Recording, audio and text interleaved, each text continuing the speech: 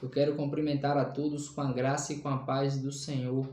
Estamos começando mais um Pão da Vida, o pão que nos leva para o céu. Vamos estar refletindo hoje numa palavra que está no livro de 2 Reis, capítulo de número 4. Eu estou fazendo a leitura do versículo de número 1 ao versículo de número 7. Amém? Diz assim a palavra do Senhor. Eliseu aumenta o azeite da viúva.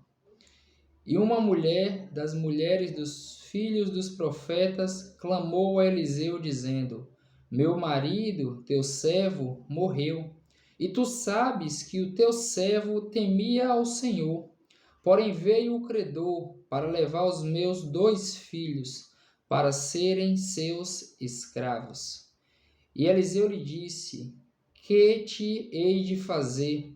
Dize-me, que é que tens em casa? E ela disse: Tua serva não tem nada em casa, senão uma botija de azeite.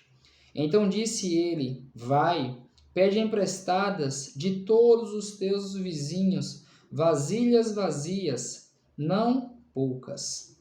Então entra e fecha a porta atrás de ti e de teus filhos. Então deita o azeite em todas aquelas vasilhas e põe à parte a que estiver cheia. Ela foi e se trancou com os seus filhos. Eles lhe traziam as vasilhas e ela as enchia. E sucedeu que, enchendo todas as vasilhas, disse a seu filho: Traze-me ainda uma vasilha. Porém ele lhe disse: Não há mais vasilha alguma. O azeite parou. Então veio ela e o fez saber ao homem de Deus, a qual lhe disse: Vai, vende o azeite, paga a tua dívida, e tu e teus filhos vivei do restos. Meus irmãos, que palavra abençoada, que palavra poderosa e de grande proveito para as nossas vidas nesse dia de hoje. O texto começa com um momento de tristeza e de angústia para essa mulher. Por quê? Porque a Bíblia vai nos dizer que, além do esposo dela, que era um homem de Deus, ter falecido, ele deixou uma dívida e o credor veio para tentar levar os filhos dela. Olha que situação. Primeiro, ela estava vivendo um momento de luto. E segundo, ela ia perder o que lhe restara, ou seja, os seus filhos. Aleluia. Então, ela está vivendo um momento de angústia, de tribulação. E o interessante nesse texto é que ela não vai procurar o rei. O importante nesse texto é que ela não vai chamar o sacerdote. Ela não vai procurar os seus vizinhos, aleluia. E isso já não deixa algo, aleluia, nesse momento, um ensinamento, já nos traz um ensinamento neste dia de hoje. Para quem você vai contar os seus problemas, as suas lutas, as suas provas, as suas tribulações? Isso é importante. Porque ela poderia chegar ao rei e falar: rei, o meu marido morreu, eu estou com a dívida, me ajude a pagá-la. Ela poderia ir até o sacerdote e falar: sacerdote, eu estou com um problema. Mas ela foi ao homem de Deus. E engraçado que ela não chega reclamando do seu marido e fala: olha, meu marido temia o Senhor, mas deixou uma dívida. Na hora que ela fala: você sabe que meu marido era um homem de Deus, só que ele faleceu. Ele foi morar com Deus porque ele era um homem de Deus e ele temia ao Senhor, só que ele deixou uma dívida. E engraçado que o credor, aleluia, não foi enquanto o marido dela estava em dívida. Assim é o inimigo nas nossas vidas. A palavra vai nos dizer que ele vive como um leão ao nosso derredor, rugindo e procurando quem possa tragar. Ele aproveitou um momento de tristeza para ir àquela mulher e falar: não, agora eu vou tragar ela. Eu vou jogar ela na depressão. Eu vou jogar ela no desânimo, na tristeza, na angústia. Ela não vai clamar ao Senhor. Ela vai negociar comigo. Ela vai entregar os seus filhos. Mas ela vai até o homem de Deus. E quando você vai até Deus, quando você procura um homem, uma mulher de Deus, aleluia, o Senhor se agrada. Porque ele fala: busque primeiro o reino do céu. A tua provisão vem do céu. A tua cura vem do céu e o teu milagre vem do céu. E Eliseu pergunta àquela mulher: o que é que você tem na sua casa? Ela fala: eu não tenho nada. Interessante. Eu não tenho nada. Eu tenho uma vasilha de azeite, uma botija de azeite. E o interessante, o ato de fé dessa mulher Mas eu fico impressionado porque eles manda ela pegar vasilhas. Se ela pega poucas vasilhas, talvez ela não consiga pagar nem a dívida. E o interessante também é que ela era uma boa vizinha. Ela não enchia o peito e falava, meu marido é um homem de Deus, e não passava pelos seus vizinhos e não dava um bom dia, uma boa tarde, uma boa noite. Eu creio que seus vizinhos precisavam de uma oração, precisavam de algo da parte de Deus, e seu esposo estava ali para dar. Ela estava ali para dar porque ela conseguiu muitas vasilhas. Se ela fosse uma má vizinha, se ela não tivesse um bom testemunho, se ela não fosse uma pessoa, aleluia, glórias a Deus, digna ali na sua comunidade, ela não tinha conseguido muitas vasilhas. Ou seja, ela nem pediria vasilhas. Ela falava, eu estou precisando pagar uma dívida e você me manda pedir vasilhas. E ela vai, no ato de fé. Eu creio que ela chama seus filhos e vai de porta em porta pedindo vasilhas. E ela consegue muitas vasilhas, ou seja, ela era uma pessoa respeitada na sua comunidade. Uma pessoa que dava bom testemunho na sua comunidade, trazendo por dia de hoje. Será que se fosse eu e você, será que nós conseguíamos muitas vasilhas? Será que as pessoas iriam nos emprestar as vasilhas? E ela pega essas vasilhas e vai para a tua casa. O interessante é que o profeta poderia falar, vai para a praça, que lá o Senhor vai multiplicar o azeite. Deus poderia multiplicar o azeite na praça. Mas ele fala, vai para o teu quarto. Porque é no quarto que nós vencemos guerra.